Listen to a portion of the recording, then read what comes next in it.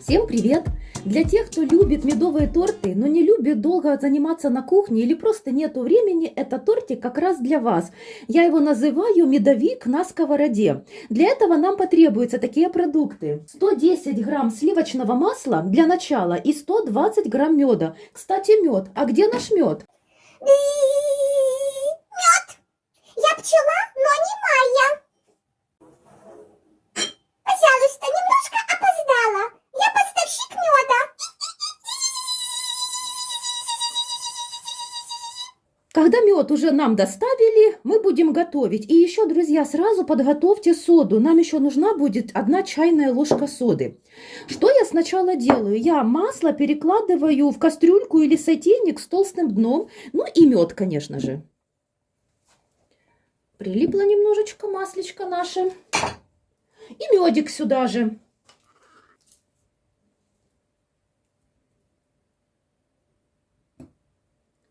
И теперь масло с медом я ставлю на медленный огонь, чтобы оно растопилось. И, конечно же, постоянно помешивая. Потом, когда оно растопится и хорошо растопится, я добавлю чайную ложку соды.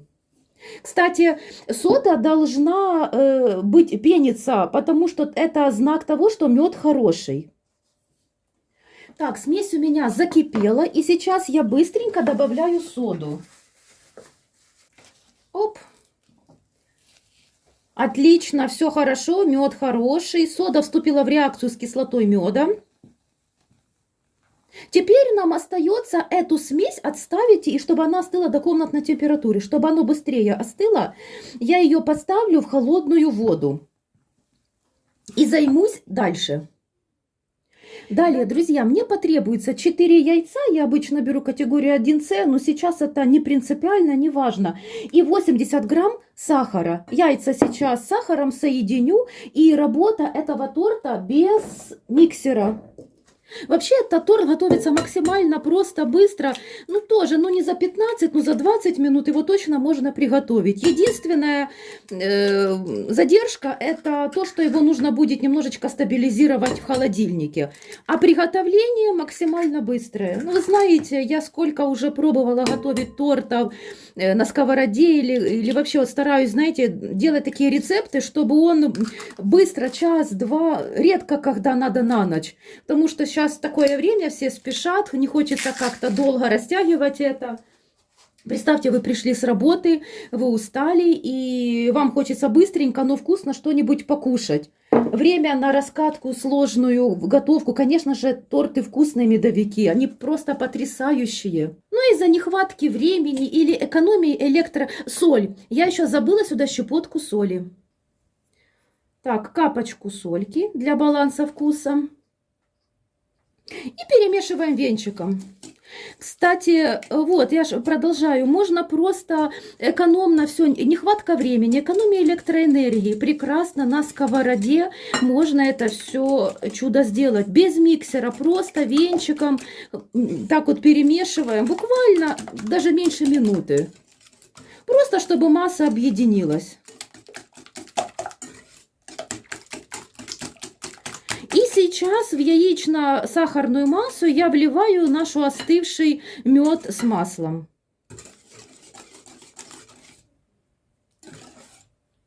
Кстати, если вы будете перемазывать такой тортик только сметаной, сметана, сахар, вообще не нужен будет ни миксер, ничего. Очень вкусный, быстрый получится тортик. Но я кое-что изменила в нем. Я вам сейчас покажу попозже, когда сделаем коржи. Мед, кстати, тоже в считанные минуты остыл, очень быстро. Все, вливаю сюда мед.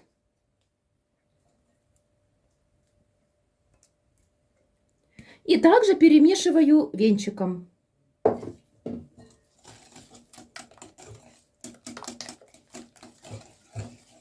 Также нам сейчас потребуется мука, примерно 180 грамм.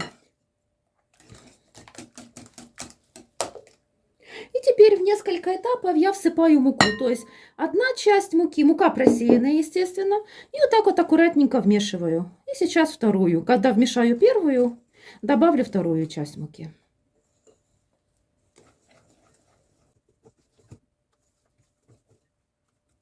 Старайтесь вымешивать так, чтобы не было комочков. Когда первые комочки разойдутся, мука хорошо вмешается, всыпаем вторую часть муки. И хорошенечко, аккуратненько, но хорошенечко также вмешиваем. Вымешиваю я венчиком. Венчиком удобнее и быстрее вымешивать наше тесто.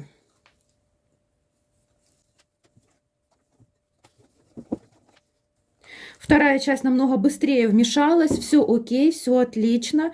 Посмотрите, тесто у нас довольно жидкое, такое должно быть. Ну, конечно, гуще, чем на оладуш, на блинчики, но вот такая вот консистенция. Так, друзья, смотрите, что мы будем делать дальше.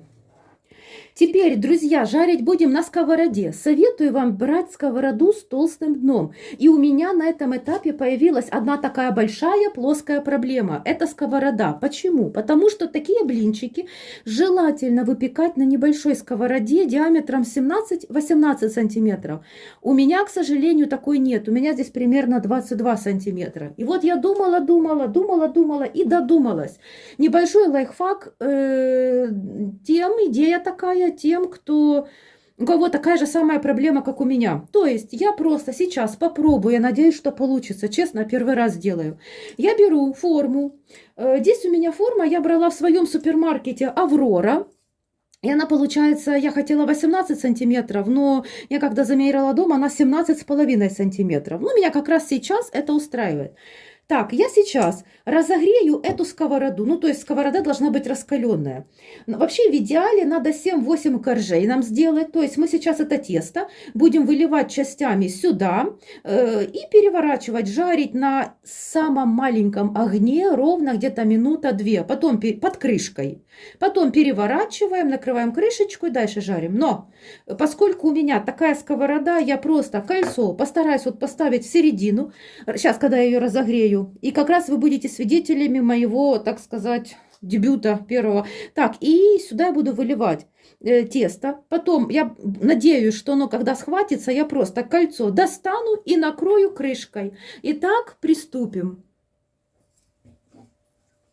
Сейчас я ее нагрею. Так, ну что, пробуем, мои хорошие. Действовать надо очень быстро. Так, наливаю я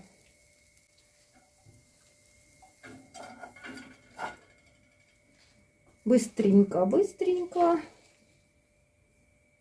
От температуры тесто немножечко плавится. Работать я здесь буду своим старым, надежным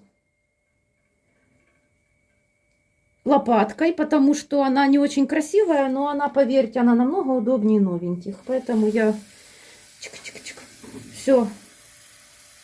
Отправляю немножечко жариться. Чтобы проверить, схватился коржик или нет, я вот так вот немножечко прокручиваю. Смотрю. Еще чуть-чуть.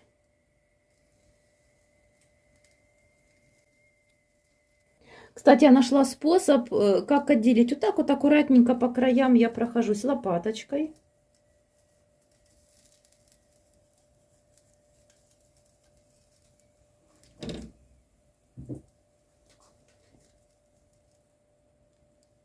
Аккуратненько, аккуратненько.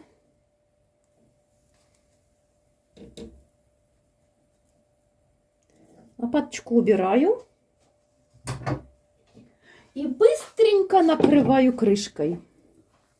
Далее снимаю крышку. Прошла примерно минута.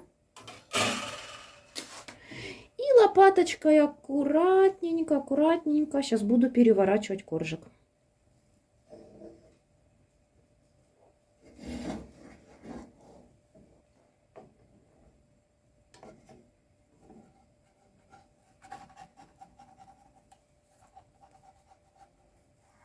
Оп! И вот на большой сковородке маленький коржик. Чуть-чуть немножко расплылся, но поверьте, все хорошо. Накрываю крышечкой и жарю еще 1 минуту. У меня получилось 7 коржей. Посмотрите, какие они красивые, какие они ровные. И благодаря моему методу как жарки этих коржиков, посмотрите, как они одинаково красиво ровные. То есть кругленькие, аккуратненькие. Все, коржики у нас остывают, а я приступлю к готовке крема. С кремом все максимально просто. 300 грамм сливок, 300 грамм сметаны, 50 грамм сахарной пудры. И сметана любит ванильный сахар, поэтому я добавлю пакетик ванильного сахара. Сначала 300 грамм холодных сливок я взбиваю до мягких пиков. Потом добавлю сахарную пудру и ванильный сахар и взобью до уже плотных пиков.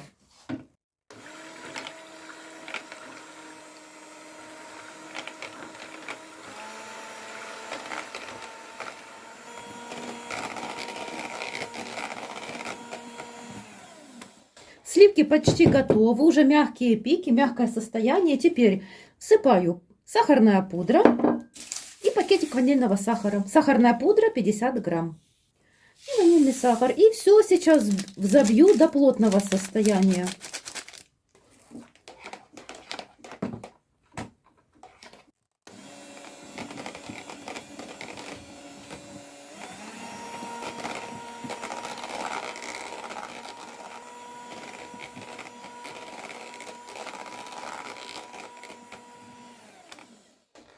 Все, сливки готовы. И к сливкам добавляю 300 грамм сметаны. Сметану желательно брать 20 и желательно 21% жирности. И уже без венчика, без миксера, аккуратно лопаткой вмешиваю сметану в сливки. Во-первых, сметана может немножечко приобрести жидкое состояние, ну и чтобы не перевзбить сливки. Просто аккуратненько вмешиваем.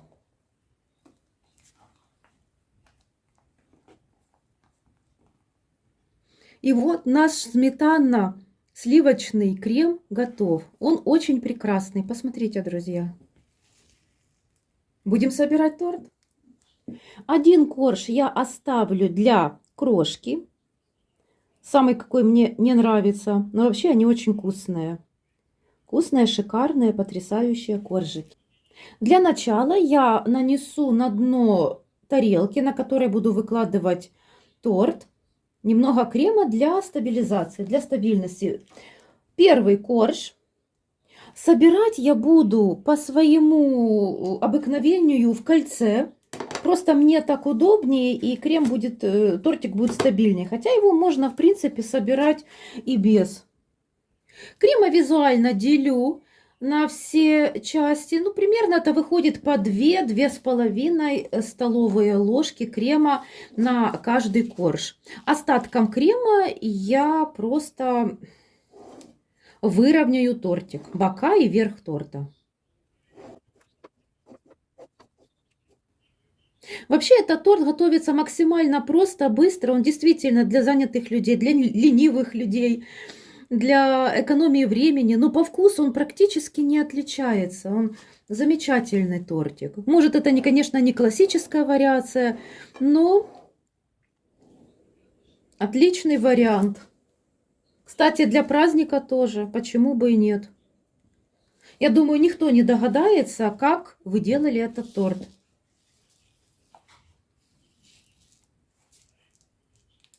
И, друзья, так продолжаем. То есть классическая сборка. Торт, крем, торт, крем. Кстати, еще один момент, мои хорошие. Не могу я без вишенки, но обожаю я вишню в выпечке. Ну, просто не могу с собой ничего поделать. Поэтому, по желанию, это делать совершенно не обязательно. Но я решила просто замороженную вишенку добавить в тортик. Кстати, я не стала заморачиваться, я не стала ее уваривать в сиропе. Там какие-то манипуляции, конфи. Она отлично, вкусно в любом своем состоянии. Поскольку все равно у нас тема такого быстрого ленивого тортика, поэтому я не хочу ничего сложного делать с вишенкой. Просто разложила ее, поверьте, на мой вкус это просто замечательно. Так, продолжаем. Конечно, если не считать стабилизации в холодильнике, торт готовится довольно быстро. То есть можно даже так сказать минут 20 плюс стабилизация самого торта в холодильнике. Кстати, сколько грамм вишни, я вам не скажу, потому что я просто достала, и я на глаз вот так вот ее примерно 100-120 грамм. Если у вас немножко больше, вы любите вишенку, пожалуйста, немножко меньше, вообще не проблема.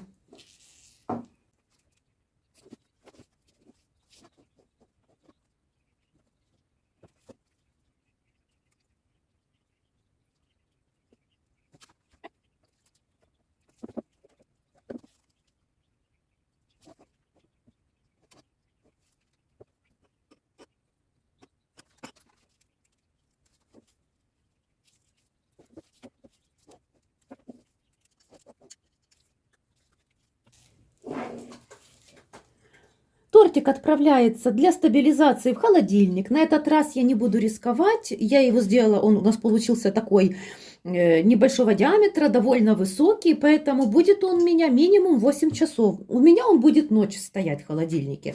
Также, друзья, у меня остался крем. Немножко крема.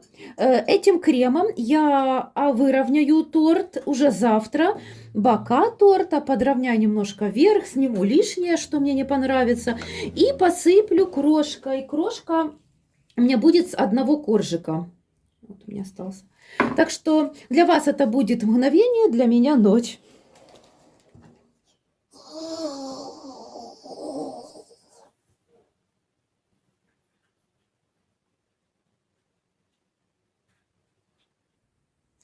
У меня прошла ночь, и достаю сейчас торт с кольца. Пройдусь сейчас по краям торта ножом. Тортик получается ровный, высокий, красивый, аккуратный. Бока торта я выравниваю остатками крема.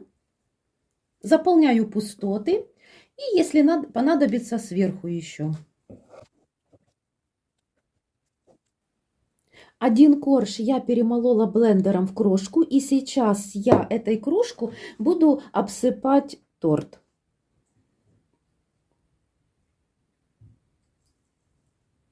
С помощью лопатки аккуратненько буду проходиться по бокам и верху торта.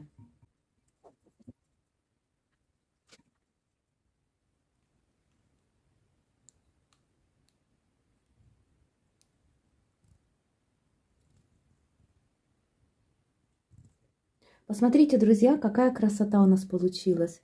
И давайте теперь его попробуем.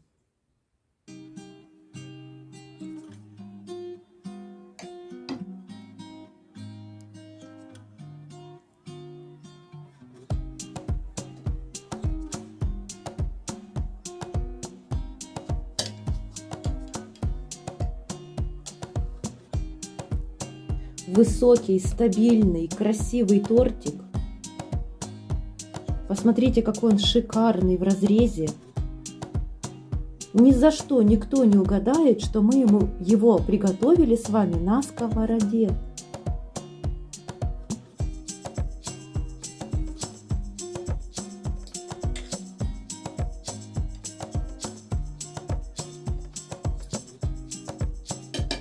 Просто шикарный торт. Друзья, я надеюсь, вам понравился этот рецепт.